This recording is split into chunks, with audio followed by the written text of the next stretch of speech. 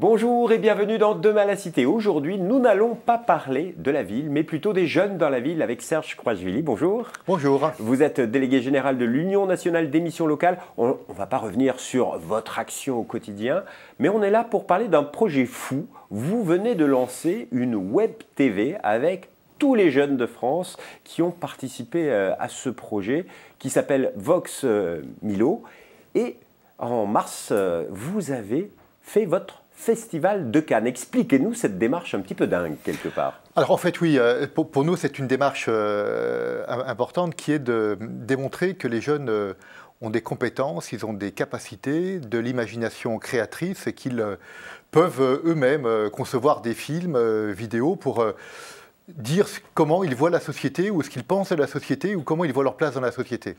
Et donc on avait déjà un certain nombre de missions locales qui avaient réalisé des films vidéo dont nous avions été destinataires et puis on s'est dit, cette puissance créatrice de la jeunesse, notamment de ceux dont on dit qu'ils sont marginalisés, exclus, voyez-vous, il faut les valoriser parce que c'est comme cela que nous allons valoriser les jeunes, notamment en leur donnant la parole avec la vidéo, pour qu'ils expriment la manière dont ils voient la société et la manière dont ils se voient dans la société. Donc, vous avez lancé ce projet, il y a un certain nombre de films, vous avez lancé un concours. C'est ça. Vous avez fait votre festival. Tout à fait. En mars, c'était les 14 et 16 mars à Cannes. Ouais. Une quinzaine de films et de vidéos étaient en compétition. Et il y avait plusieurs catégories. C'est une volonté de faire passer certains messages En fait, on a déjà un comité de pilotage avec la participation des jeunes et des professionnels des missions locales. Et donc, ce sont les jeunes eux-mêmes qui ont, avec les professionnels, choisi les thématiques qu'on allait rechercher. Par exemple, coup de poing, coup de cœur, mon parcours. Donc, effectivement, les thématiques qui correspondent un peu à la jeunesse. Et donc, on a eu près d'une cinquantaine de missions locales qui ont participé au concours. Parmi celles-ci, on a nommé 15 réalisations et celles-ci ont donné lieu à une projection avec un jury qui a été organisé avec nos partenaires et qui, comme à Cannes, ont noté et ont classé les vidéos qui ont été présentées. Alors, je vous propose de découvrir le grand gagnant. C'était dans la catégorie « Chacun sa route, chacun son chemin ». Eh bien, les gagnants étaient la mission locale Pays de Brest avec un film intitulé « Mon parcours garantie jeune ». On regarde.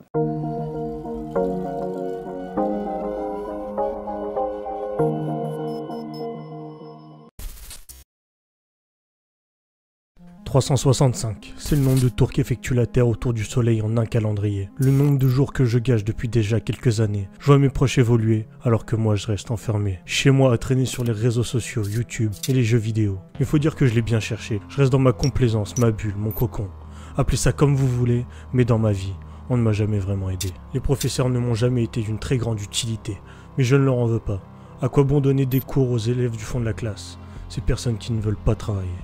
Mais j'ai cette envie de montrer au monde qu'on peut réussir même sans diplôme, qu'on peut réussir aussi bien que les plus fortunés de ce monde. Je sais quand même rester réaliste. Certains prendront l'exemple de Mark Zuckerberg, le créateur de Facebook. Milliardaire, patron d'une des plus grosses entreprises au monde, et tout ça, sans diplôme. Enfin, il faut pas oublier qu'il a étudié à Harvard, c'est pas Jean tout le monde qui peut en dire autant. En plus de ça, il a été diplômé à titre honorifique par Harvard cette année.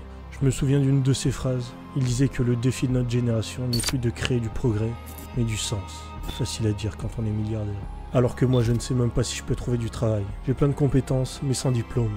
Impossible de les faire valoir. Et pour rien au monde je reprendrai les études. Notre système scolaire est une blague sans nom. Un système incomplet qui favorise la performance avec leur notation totalement obsolète à notre époque. Peut-être qu'un jour, l'école qui doit nous apprendre tant de choses révisera sa manière de nous les apprendre. S'adapter à la personne plutôt que de les enfoncer. Ça devrait être leur priorité. Faites en sorte que les jeunes s'intéressent à la place de nous pondre des cours dont tout le monde en aurait rien à foutre. Des proches m'ont parlé d'une alternative qui s'appelle la garantie jeu. Mais il faut d'abord que je m'inscrive à la mission locale. L'allocation de 480 € par mois est tentante. Ça me permettrait de payer mon code, mon permis, ma voiture. Et quelques projets futurs, qui sait. Ils m'ont dit que la seule restriction c'était d'avoir entre 18 et 25 ans. J'hésite. Mais en même temps, rester chez moi va pas me faire évoluer. Il faut que je sois franc avec vous. Je m'ennuie. 365. c'est le nombre de jours que je me donne pour me sortir de cet enfer qui est devenu ma vie.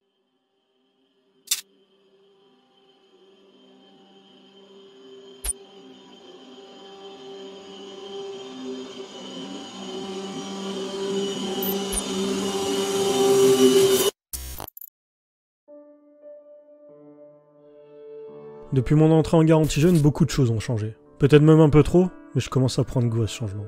Ma vision des choses s'est élargie. De toute façon, il ne pouvait pas en être autrement. Mais quelqu'un dans une situation dans laquelle il n'a pas l'habitude de se trouver, il va sûrement en retirer certaines choses, utiles ou non. Dans mon cas, je ne sais pas encore si elles sont utiles pour le moment. Mais j'ai déjà franchi une grande étape. Jour après jour, je me forgeais des compétences dans plusieurs domaines. Le sport, le logement, les dangers des réseaux sociaux, même si j'en connais déjà assez. Et pour moi, le plus dangereux, c'est certainement l'addiction. Mon esprit critique commence à s'aiguiser. L'atelier en groupe m'a permis d'apprendre à vivre en société, entre guillemets.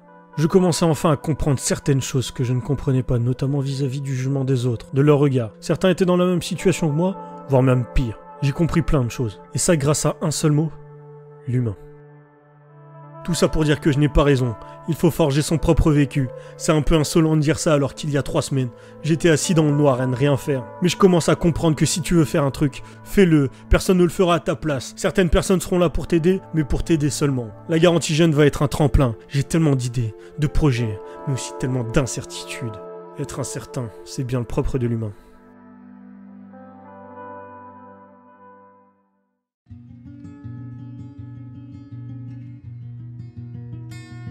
Un an s'est déjà écoulé, putain, qu'est-ce que ça fait du bien.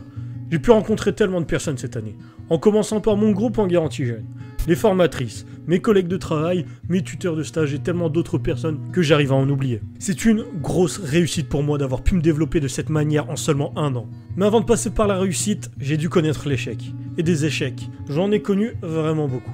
Mais maintenant, l'échec ne me fait plus peur. Je suis même content d'en subir un quand j'en subis un parfois. J'ai appris que 100 échecs sont parfois plus instructifs que 200 victoires. Cette année, ils étaient autant d'ordre privé que d'ordre professionnel. J'ai raté mon permis, je me suis fait larguer, j'ai pas encore trouvé le métier qui pourrait m'intéresser, mais j'ai quand même des pistes. Et pour ça, j'ai dû reprendre les cours. Quelle ironie, j'étais sûrement la personne la plus anti-système scolaire, et je me retrouve dedans. Au début, c'était un peu bizarre, mais je me suis plutôt bien intégré malgré mon âge un peu plus avancé que la moyenne dans la classe. Cette année, j'ai aussi testé beaucoup de métiers. En vente, en bâtiment, en mécanique, en usine, bref, rien d'intéressant. Maintenant, la chose principale que je recherche, c'est l'épanouissement constant. Et dans tous ces domaines, franchement, l'épanouissement, il est pas vraiment là. Parfois, je me surprenais même à avoir mon comportement régressé jusqu'au jour où j'ai fait un stage en animation sportive. Maintenant, c'est ça que je veux faire. Un métier lié au sport pour aider les gens et pour m'aider moi-même. Bon, entre-temps, je fais un bac pro gestion administration, histoire de décrocher le bac et d'aller à la fac passer le STAPS. Ça va être un long parcours, mais j'espère tenir sur la durée et pas faire un sprint sur 100 mètres. Faut juste que je reste focus sur mon objectif et pas que je dévie. Mais le reste va dépendre de moi et de moi seulement. Cette année avec la garantie jeune a vraiment été celle qui m'a permis de m'ouvrir au monde. Mais je n'ai pas pour autant tout changé dans ma manière de vivre. Je joue toujours aux jeux vidéo, je regarde encore beaucoup de séries, de films et d'animés. Je pense pas que pour atteindre ces objectifs, il faut changer totalement. Trouver un juste milieu, ça suffit amplement. 365. C'est le nombre de tours qu'effectue la Terre autour du Soleil en un calendrier. Le nombre de jours que je gâchais depuis déjà quelques années.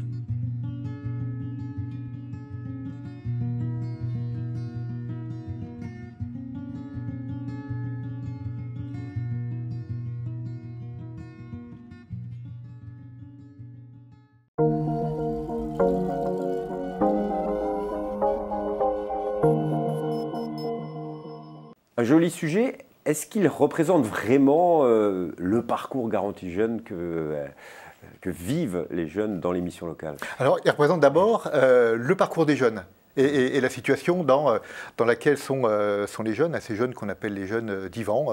On le voit bien au début du film, hein, et après, le jeune, il a le contact avec la mission locale, et puis il y a une certaine prise de conscience qui se fait, et la manière dont il souhaite, après lui, s'en sortir pour, en fait, être, faire et devenir ce qu'il veut faire, être et devenir. C'est ça qui est intéressant dans la démarche de l'accompagnement renforcé qu'on a dans le cadre de la garantie jeune, c'est que ça leur ouvre des possibles avec une valorisation de leurs compétences, avec des mises en situation de travail, hein, où ils vont aller expérimenter un certain nombre de métiers dans des activités, des entreprises différentes, et puis aussi être avec d'autres jeunes et s'apercevoir que grâce au collectif, eh bien, ils ne sont pas seuls dans leur situation, qu'avec d'autres, ils peuvent aussi trouver un soutien, une sorte de pair-émulation, voyez-vous, et ce qui à partir de là leur permet de se mettre dans une dynamique. D'ailleurs, on le voit là, à un moment donné, le jeune, il est dans la salle d'attente à la mission locale et on s'est dit, tiens, lui, ça y est, il est parti dans son parcours.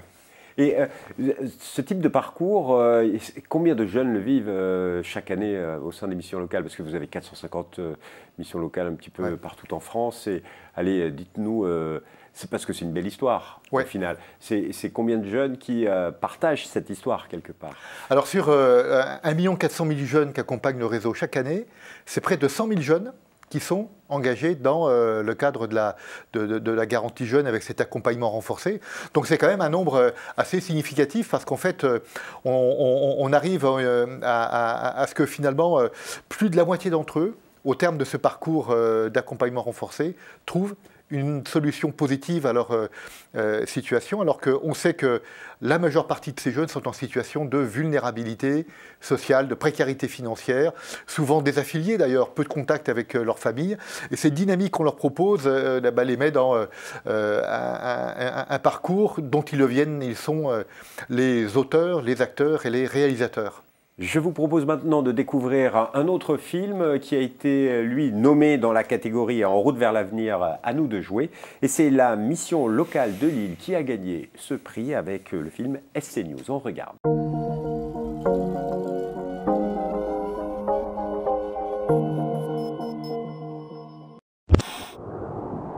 Dans la catégorie En route vers l'avenir, à nous de jouer, dans le cadre du festival Vox Milo, des jeunes de la mission locale de Lille vous présentent. Et tout ça pour du Nutella. On enchaîne sans transition avec une étude qui démontrerait qu'en 2017, l'insertion sociale et professionnelle des jeunes reste compliquée. Une information à prendre pour l'heure au conditionnel. Et oui, en effet Marine, seuls 2% des jeunes auraient réussi à trouver un logement et un emploi. Une de nos grandes reporters se trouve actuellement à la mission locale de Lille, située dans le Hauts-de-France. Bonjour Apolline, vous qui êtes en direct de la mission locale de Lille, dites-moi, avez-vous eu l'occasion de rencontrer des jeunes ? Bonjour Anis, bonjour Marine. En effet, je me trouve depuis quelques minutes dans le hall de la mission locale de Lille, dans le nord de la France, et plus précisément devant ce qu'il semble être l'espace interactif, endroit où nous allons tenter de trouver un jeune pour qu'il puisse témoigner de la réelle difficulté à trouver un emploi et un logement. Ah, justement, nous nous trouvons donc avec Simon. Simon, 22 ans, déscolarisé, sans emploi et donc probablement sans avenir. Simon, ça doit être difficile d'être jeune de nos jours, n'est-ce pas ? Bonjour, Simon ? Non, moi c'est Tom. Et non, c'est pas compliqué du tout d'être jeune. Bah quand même, être jeune, seul, sans logement... Non, pas du tout. Quand je me suis inscrit à la mission locale, ils m'ont tout de suite aidé dans ma recherche de logement. J'ai même trouvé un appart là, juste récemment, il y a 2 jours. Ils nous aident même dans tous nos papiers administratifs, que ce soit au niveau de la santé, du logement, du social, tout ce qui peut freiner la recherche d'emploi en fait. Mais avouez quand même que trouver un emploi ou une formation, c'est compliqué. Non, pas du tout. Le service emploi-formation de la mission locale nous aide à réaliser et définir notre projet professionnel. On est même guidé ici dans l'espace interactif pour faire nos CV. Et donc vous avez pu décrocher quelque chose grâce à ça ? Oui, exactement. J'ai très récemment pu, grâce à la mission locale, décrocher un contrat en alternance. Ah bah écoutez, c'est intéressant. Je ne savais pas du tout qu'il pouvait... J'ai même le projet de m'engager à l'étranger grâce au service civique international.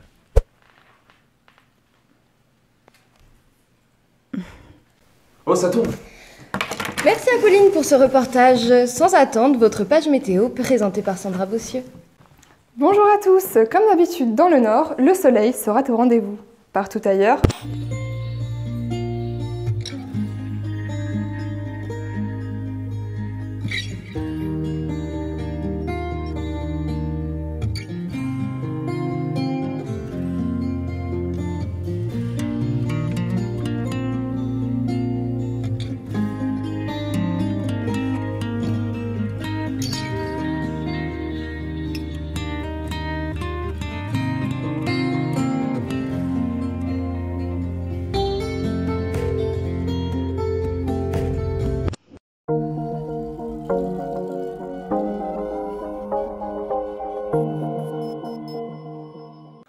sujet plein d'humour. Qu'est-ce que vous en pensez personnellement? Ah oui, là, on voit, heureusement que ce sont les jeunes eux-mêmes qui ont décidé du scénario, du contenu, parce qu'on pourrait penser que c'est une sorte de promotion publicitaire pour l'émission locale. Mais non, là, en fait, encore une fois, on est sur la vie qu'ont les jeunes sur l'émission locale, l'action qu'elles organisent. Mais il y a aussi une petite critique des médias et de leur regard sur les jeunes. Sur la jeunesse, tout à fait, oui, effectivement, parce que on le voit bien, ce que je disais précédemment, là, c'est que notre société, elle voit les jeunes qu'à partir de ce qu'ils n'ont pas et de ce qu'ils ne sont pas. Peut-être parce que d'abord, il y a une certaine méconnaissance de nos sociétés, de la jeunesse, de la réalité de ce qu'elle vit, parce que la jeunesse, mais c'est vrai depuis les Grecs, la jeunesse, elle a toujours été vue de manière un peu craintive par le monde adulte, cette jeunesse qui bouge un peu, là, qui aujourd'hui ne considère pas, par exemple, le travail comme le considéraient les années précédentes. Il y a une certaine désacralisation du travail chez les jeunes. Et ça interroge le monde adulte. Et effectivement, après ça, on renvoie sur les jeunes une vision assez négative parce qu'on pense que les jeunes ne veulent pas travailler. Ben non, les jeunes ne veulent pas travailler n'importe comment. D'ailleurs, ils veulent mettre du sens dans le travail. Il y a une dernière étude qui a été faite par l'UDES, un de nos partenaires, disait que majoritairement les jeunes, ce qu'ils recherchaient dans leur travail, c'est d'abord le sens et après la rémunération. Et là, on voit des jeunes qui se sont mobilisés sur une vidéo. Est-ce que travailler avec des jeunes sur des vidéos, c'est intéressant pour les animateurs et les gens qui travaillent au sein des missions locales? C'est un véritable outil d'insertion et de travail pour les missions locales? Oui, en fait, c'est un outil déjà qui permet de mettre les jeunes en situation, en action, et donc de faire émerger leurs compétences. Ce qu'on appelle les savoir-faire, les savoir-être, les savoirs, qu'on peut ensuite capitaliser avec eux, vous voyez, et puis qu'ils se les approprient pour les reprendre dans leur recherche d'emploi. Vous savez qu'une entreprise, quand vous avez un jeune qui a monté un projet, qui a des capacités de travail en collectif, d'imaginer des choses, aujourd'hui, dans le monde de l'entreprise, ce sont des compétences qui sont recherchées. Donc déjà, c'est le premier intérêt. Deuxième intérêt, c'est de donner aux jeunes une place de citoyens, pas simplement de spectateurs de la société, mais aussi d'acteurs dans la société, puis comme ils l'ont fait dans le film, de l'interpeller, la société, les médias comme vous le disiez, mais aussi la société dans la représentation qu'elle a. Et puis dernier point, c'est aussi pour nous une manière de valoriser la jeunesse, et quand on valorise la jeunesse, on valorise aussi l'action des missions locales par votre conséquence. Et donc des vidéos à retrouver sur voxmilo.tv. Et je vous propose tout de suite de découvrir le dernier prix qui, dans la catégorie coup de poing, coup de cœur. C'est la mission locale des jeunes des Pyrénées-Orientales et qui a remporté ce prix avec un film assez fort, âme sensible s'abstenir, qui s'appelle Silence.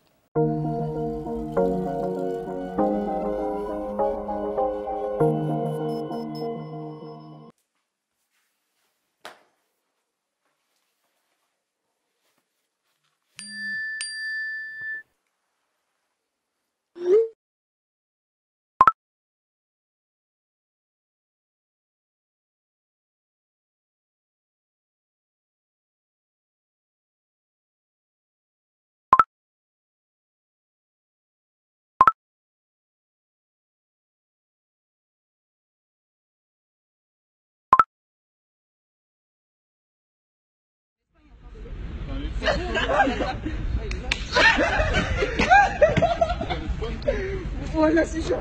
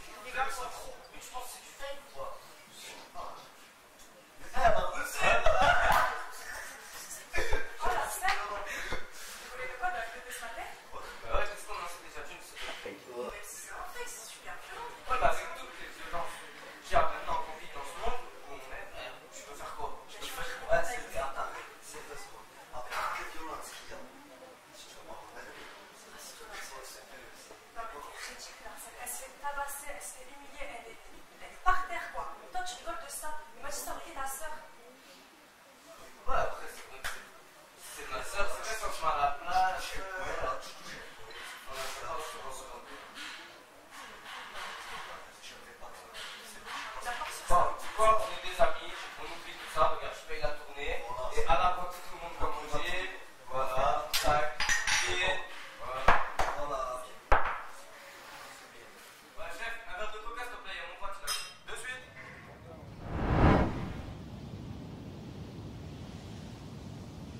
Tiens, une femme seule, dans une ruelle sombre.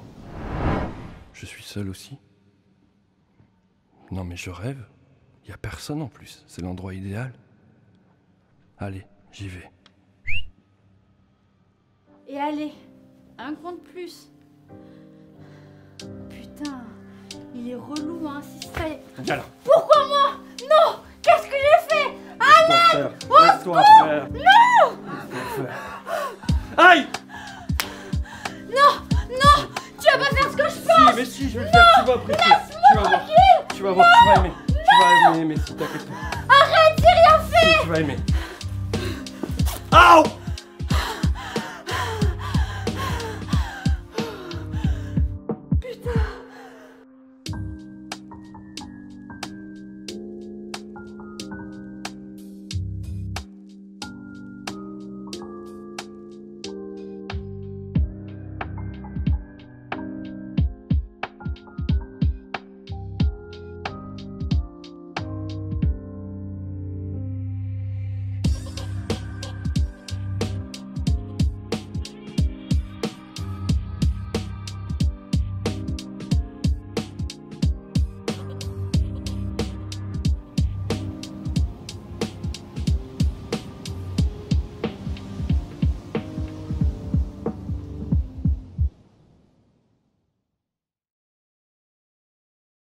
En moyenne, le nombre de femmes qui, au cours d'une année, sont victimes de viol ou tentatives de viol est estimé à 84 000 femmes. Dans 91% des cas, ces agressions ont été perpétrées par une personne connue de la victime. Dans 45% des cas, c'est le conjoint ou l'ex-conjoint qui est l'auteur des faits. Suite au viol ou tentative de viol qu'elles ont subi, seuls 9% des victimes ont porté plainte, qu'elle l'ait ensuite maintenue ou retirée.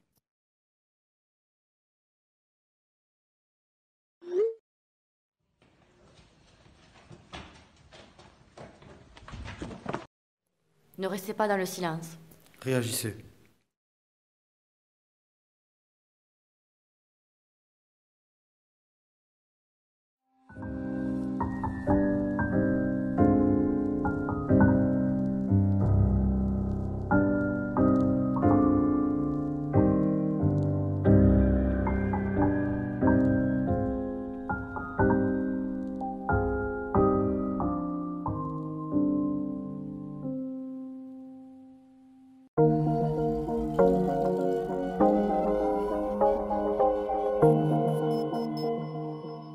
Un sujet fort, attention, je vous rassure, tout est fiction dans ce film, mais c'est vraiment bien fait.